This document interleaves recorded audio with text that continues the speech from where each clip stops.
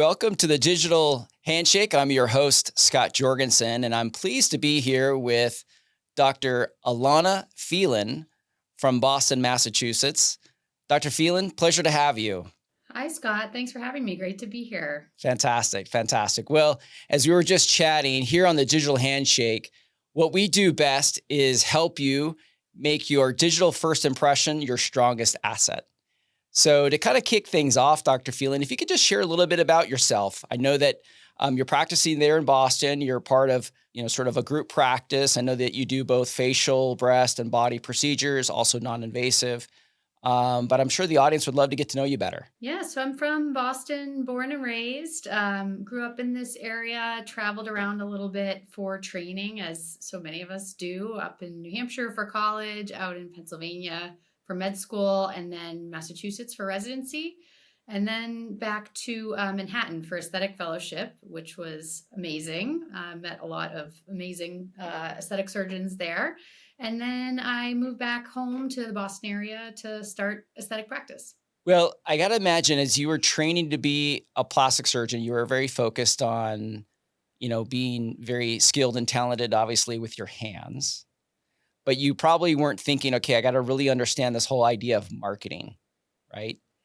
And when did it kind of hit you in sort of your education and training that, like, wait, I got to get pretty smart on digital marketing, social media? Like, when did that kind of like that light bulb go on for you? Yeah, it's a great question. I think as my lens turned towards aesthetic fellowship, that's when I really started to pay attention because in the midst of residency, the focus is studying for exams and the next case and what you're doing this very minute. But the idea that you really have to start building a presence over a number of years hits all at once. And then the sooner you start, the better. So, if you were to be with one of your colleagues from residency, and sort of they're coming up the ranks, is there any sort of pearls of wisdom that you would share with them and say, you know what, hey, I wish I had done this or I wish I'd done that. Now looking back. So when I applied to aesthetic fellowship, I did not have an Instagram. I didn't have an Instagram account at all. So I think at a minimum, starting an account that's a professional account early in training and just start following and watching what other people are doing. And it also exposes you to different procedures maybe you'd never seen, different techniques, and the types of presence that people develop. So I think it's that early exposure before you can really start building. Yeah, yeah. We here at the Digital Handshake are all about being consistent. And even though you're following maybe small today, but by continually and consistently posting, being active, liking and subscribing, you're going to find folks are going to do the same back to you, right? It's kind of like if you scratch my back, I scratch yours. That's a lot of sort of that happening out there in the social media world. But now that you're more established in practice now, coming out of residency, and you kind of got a few years under your belt, from a medical plastic surgery marketing standpoint, what have you learned? So I think my main learning point is to try to build a presence that represents really who you are and what it's going to feel like to meet you. Which is why I think the idea of a digital handshake is great because they're really patients are really pre-screening and thinking about how's it going to be to have a conversation. Am I going to feel safe in showing something that's vulnerable? Does this feel like a safe, comfortable person to have that conversation with? So I think the authenticity piece is really important, not just about getting necessarily the most views or the most likes, but really connecting with somebody who's looking for you. Yeah. And I'd love to learn more. Like, what are you doing in particular to achieve that authenticity with your patients? You know, from my experience being in plastic surgery for now over 20 years, is, doctors that are really good about developing the library of great videos that they can point their patients to, both, sort of pre even phone call consultation. It's on the website, it's on your YouTube, it's on your social media. But then also once the phone does ring, they reach out, they want to meet with you, then there's a whole sort of process and journey that then clicks in for the patient then to learn more about you, learn more about that procedure through a curated sort of experience of videos. Is this something that you're doing? Is this something that you've invested in as part of your practice? Yeah, so 100%. I think the two major types of content that I've focused on are educational, which tends not to be as flashy or viral, but it's something patients are really interested in, and it allows someone who's maybe not quite ready to sit in a chair and have the conversation to just start processing what they're looking for. And then the other content is more before and after driven. Video is probably the best as often as that's possible. But I think those two things are what make the most sense to me because it really makes up the bulk of what I'm doing in practice. Has there been anything that you've done from a marketing standpoint that's kind of surprised you, whether it's gone viral or whether it's something that you just thought was like, I can't believe that's something that our patients cared about, that, it just for whatever reason, like either yourself or your staff noticed and said, I was never have thought that that was going to be something that would have been so popular with our patients.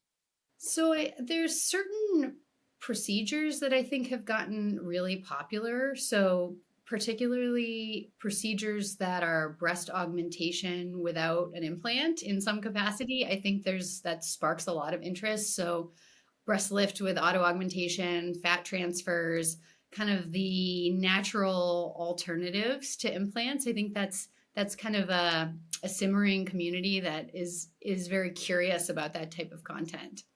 And as you've looked at the different forms of marketing, um, now that you're a few years, now at this group practice, and I'd love to know, are there certain areas that you're looking to invest more in, that you're saying, hey, we're seeing a great return from our marketing dollars? I think one of my favorite areas has been weight loss body contouring. In my experience, those patients do a ton of research before they come in. There's a big community on Reddit, on other kind of discussion boards. They're talking about surgeons, results, referring internally to Instagram. Instagram becomes kind of a place to start that communication before they come in. So I think those patients are a great place to place energy. So, talking more about sort of your patients, has there been, an instance of your marketing where you kind of look back and been like, "Oh man, I can't believe I did that. Like that's pretty embarrassing," or that was something that you're like, "I wish I could like redo that one." I mean, we all make mistakes, right? So, I mean, that's just part of learning. It's part of life. It's part of growing and building a business. I got to imagine that there's been a mistake or two along the way, in the past couple of years where you're like, "Wow, like I'd like a reset."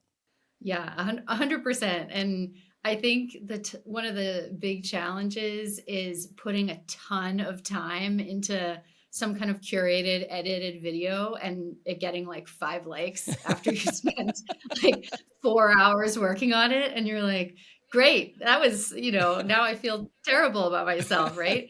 Do you delete those? Do you leave them up? I think at the end of the day, all the guidance that I've gotten is, just keep trying. Like, keep putting content out consistently. And some may flop, some takes off, but it's just showing up, being in the space, and ultimately that moves things in the right direction. Great point in that we view likes and subscribes and views as like a scoreboard, right, of our success. And if anything, it's almost like to our detriment because then what we find ourselves doing is we try to go out and repeat that. And then to your earlier point is then it's not necessarily as authentic. It doesn't create sort of that, unique original programming, right? Because it's a little bit more sort of curated and staged. Well, and it also means that you don't take risks, right? Like if you're so worried about like it has to take off, you know, you're worried about being in an area that's maybe a little more uncommon or a little odd or something people are uncomfortable talking about. I think you don't want to be afraid to go into those areas just because they're not quite as popular. You had mentioned weight loss patients. Is there another area of your practice that you see as a burgeoning trend that I think more plastic surgeons and more of us within the industry should be paying attention to?